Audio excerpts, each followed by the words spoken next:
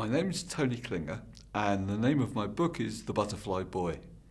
As you can tell from my name, Klinger, I have a Middle European background. My family come from Poland, Russia, and Germany. And I was fascinated how a family such as mine, which had lived in that part of the world for 800-900 years, could suddenly be non-people, how they could become disassociated with the community in which they lived.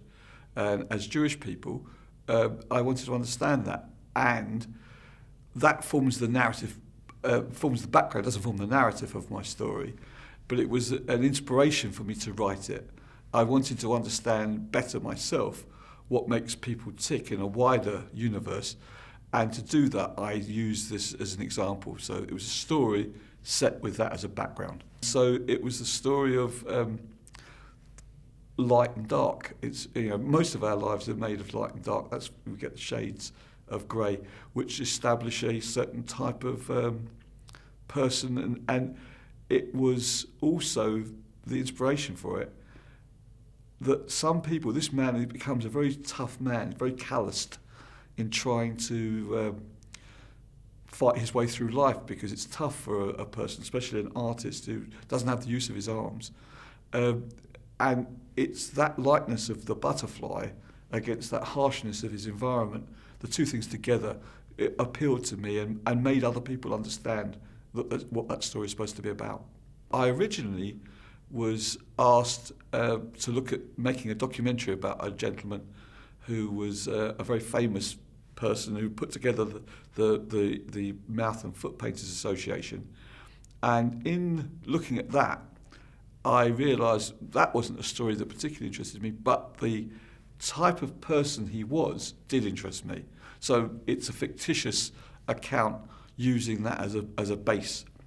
And what the character is, the lead character is a man who starts as a boy. We take him from his early childhood right through to his death, through the 20th century in Germany, and then he goes out into the world eventually, to America, to Britain, all over the world.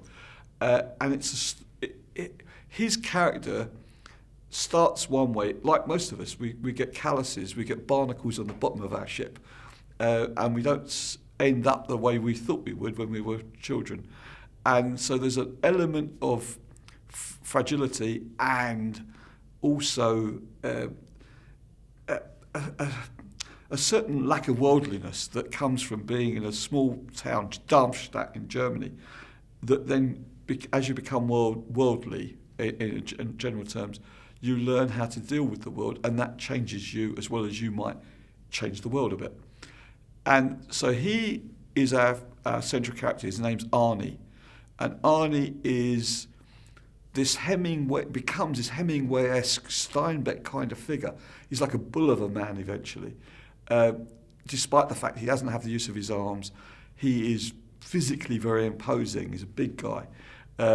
And he's wonderful with women. He makes women laugh. He makes women passionate. He makes them want to mother him. He has learnt the tricks of the trade to make people do the things he wants them to do. And so as a consequence of that, there's a very appealing side to him, and there's a little darker side because he's a rough diamond. He'll do what he has to do to survive. He survives Hitler's Germany despite the fact that he's half Jewish and is disabled, both things of which normally would have been his death sentence in that world. He is the one central character. For every protagonist, there has to be an antagonist. His antagonist is a man called Ratweiler.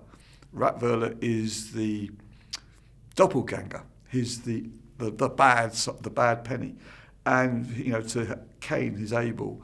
And what he does is he takes the dark route of Germany, Nazi Germany, and the latter end of the Weimar Republic, and he is his nemesis, and dedicates his life in parts to try to kill or maim or destroy our hero's life.